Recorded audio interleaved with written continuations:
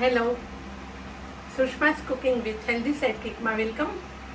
હું સુષ્મા, નેચરોથેરાપિસ્ટ, મારા husband doctor Anil.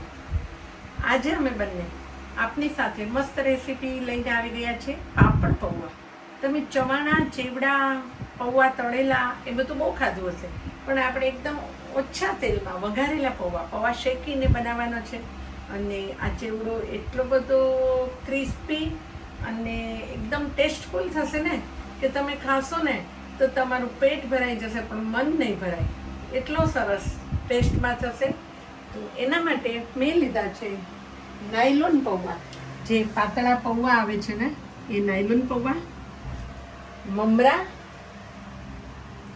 પછી એમાં આપણે સેવ નાખશું. આપણે બીજું કોઈ વધારાની વસ્તુ નાખવા નથી. સેવ, અડદના પાપડ, આટલા એક બાઉલ પૌવા છે. લગભગ મારા 150 ગ્રામ પૌવા છે. તેની સામે 100 થી 125 ગ્રામ મમરા લીધા છે. 5 થી 6 પાપડ નાખશું અડદના, થોડા સિંગદાણા નાખશું, લીમડાના પત્તા મેં ઝીણા સમારીને, મીઠો લીમડો ઝીણો સમારીને રાખ્યો છે. સેવ, મસાલામાં મરચું, આમચૂર પાવડર, હિંગ, સુગર પાવડર, ખાંડનો પાવડર, હળદર, મીઠું અને સંચળ.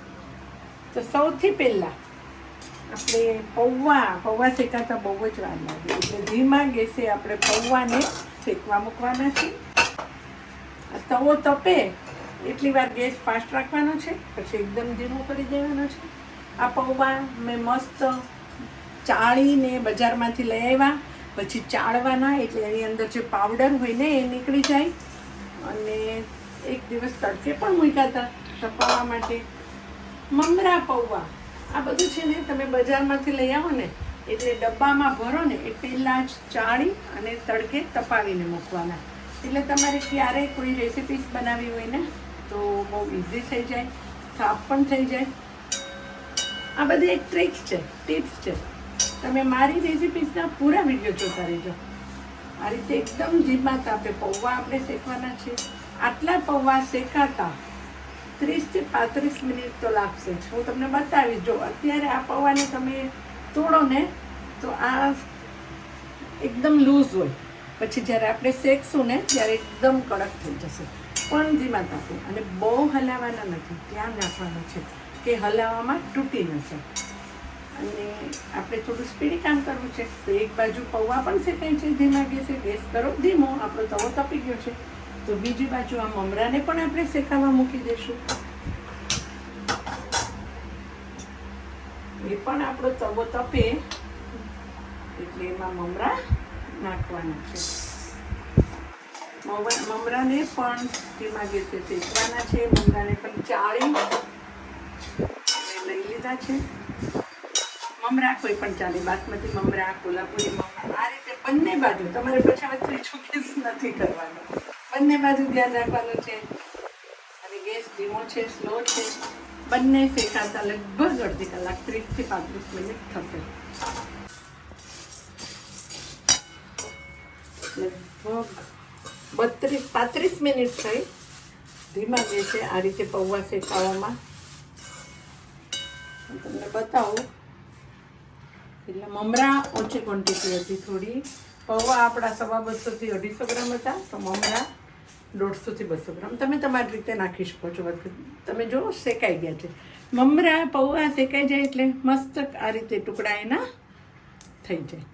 આ મમરાને છે ને તમે માઇક્રોવેવમાં પણ શેકી શકો. લગભગ આટલા મમરા હોય ને તો કાચના મોટા બાઉલમાં માઇક્રોવેવમાં તમે ખુલ્લા મૂકી અને શેકી શકો. 1-2 મિનિટ માટે શેકવાના. 1 મિનિટ માટે શેકો, પછી હલાવો, પાછા બીજી વખત 1 મિનિટ માટે મૂકો, એટલે આ ટાઈપના મમરા થઈ જશે. એ હું તમને ફરી ક્યારેક બતાવીશ. હવે આપણે પૌવા જોઈએ. આપણા મમરા થઈ ગયા છે ને, પૌવાને કદાચ હજી થોડી 5-1 મિનિટની વાર છે. તો એ દરમિયાન આપણે તેલ મૂકી દઈએ પાપડ તળવા માટે. ચેન્જ કરી દઉં. પાપડ તળવા માટે તેલ મૂકવાનું છે. અને હવે આ પૌવાને તમે હલાવો.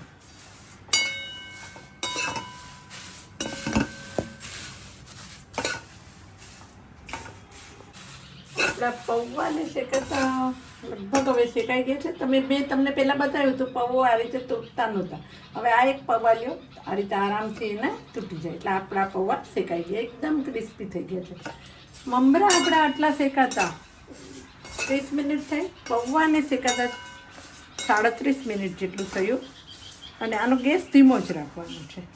એ દરમિયાન આપણા તેલ પણ થઈ ગયું લાગે છે. તો હવે એમાં તમે પાપડ શેકો. પાપડને તળવાના છે. આ પાપડ પૌવામાં છે ને કોઈ આ રીતે અડધા ટુકડા કરો, કારણ કે મારું તેલનું બાઉલ નાનું છે. કોઈ વઘાર કરવાનો નથી પાપડ પૌવામાં, અને છતાં પણ એકદમ સરસ થશે. એટલે તેલ બહુ ઓછું જશે. અને પાપડ તમે એમાં શેકીને પણ નાખી શકો, તો તમે વઘાર કરો.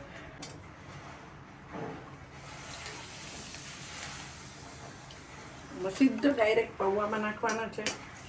પૌવાનો ગેસ આપણો ચાલુ જ છે. એટલે આ જે પાપડનું તેલ છે ને એમાં નીતરી જશે. અને માટે પાપડ માટે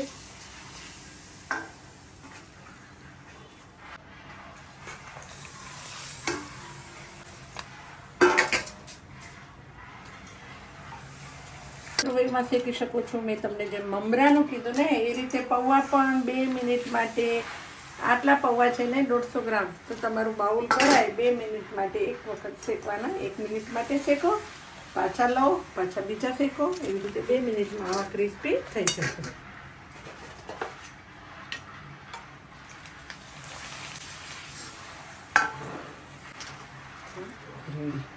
હવે આમાં તમે સિંગદાણા આપણે જે લીધા છે એ સિંગદાણા શેકી તળી લો.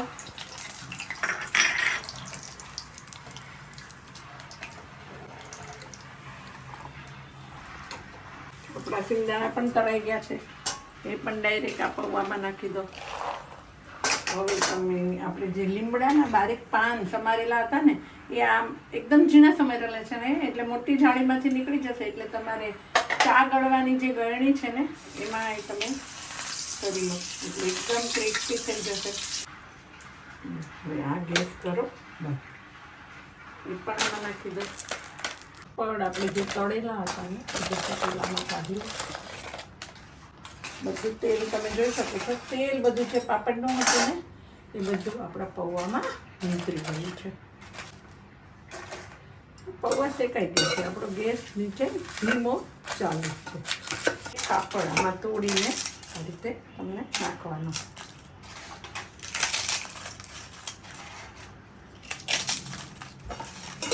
મિક્સ કરતા જવાનું.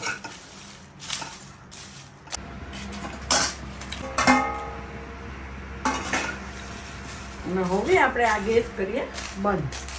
અત્યાર સુધી પૌવાનો ધીમો ગેસ ચાલુ હતો. બરાબર મિક્સ થઈ ગયા. આપણા પાપડ ને પૌવા મિક્સ થઈ ગયા. હવે આપણે એમાં થોડો મસાલો એડ કરવાનો છે ને, એટલે તેલ ગરમ કરો. આ ગરમ તેલ જ છે, બહુ જાજુ નહીં, 2 ટેબલ સ્પૂન. આટલા પૌવા માટે કાફી છે. અને હવે તમે મસાલો એકમાં કરો. ગરમ તેલ છે એટલે એમાં મરચું તમને પસંદ હોય એટલું. મેં 1/2 ટીસ્પૂન લીધું છે. 1 ટીસ્પૂન આમચૂર પાવડર, 1 ટીસ્પૂન હળદર અને હિંગ 1/2 ટીસ્પૂન. તેલ થોડું સતત થઈ ગયું, ગેસ કરો બંધ. અને એમાં એડ કરો. અને આ જે આપણે મસાલો મિક્સ કર્યો છે ને એ બધું એમાં એડ કરીને આમાં નાખી દો. હવે આપણા જે આ મમરા શેકાયા હતા ને એ મમરા આમાં નાખો એક મોટી ડીશમાં. અને આ જે આપણા મસાલો કર્યો છે ને પૌવામાં એ પણ નાખો. બધું સારી રીતે આને હલાવો. એકદમ બધો મસાલો મિક્સ થઈ જાય ને એટલું હલાવવાનું છે.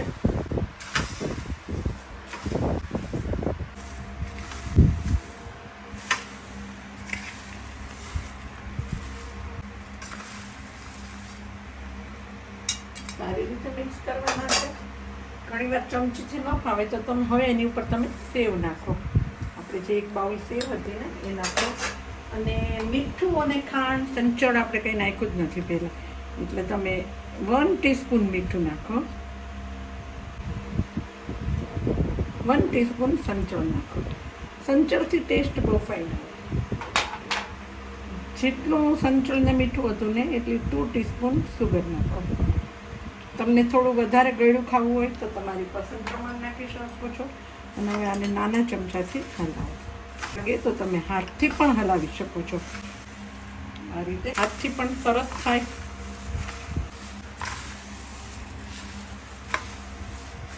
ઠંડા પણ થઈ ગયા છે અને તમે અવાજ જ આવે છે, એકદમ ક્રન્ચી થઈ ગયા પૌવા, પાપડ અને મમરા. ઠંડા પેડા હવે એને એક ડબ્બામાં કન્ટેનરમાં ભરી લો. ઠંડા થઈ ગયા.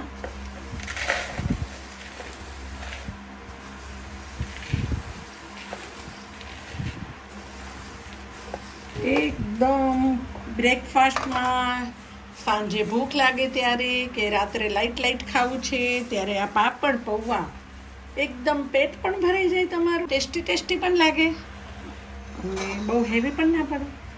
ડૉક્ટર સાહેબ ટેસ્ટ કરશો થોડા? પાપડ પૌવા tasty, healthy in less oil. Thank you for watching my videos. અને જો તમને રેસિપીસ ગમી ને તો જલ્દી લાઈક કરી દો, તમારા ફ્રેન્ડ સાથે શેર પણ કરજો અને હા સબસ્ક્રાઈબ કરવાનું નહીં ભૂલતા. મિલતે હૈ બ્રેક કે બાદ.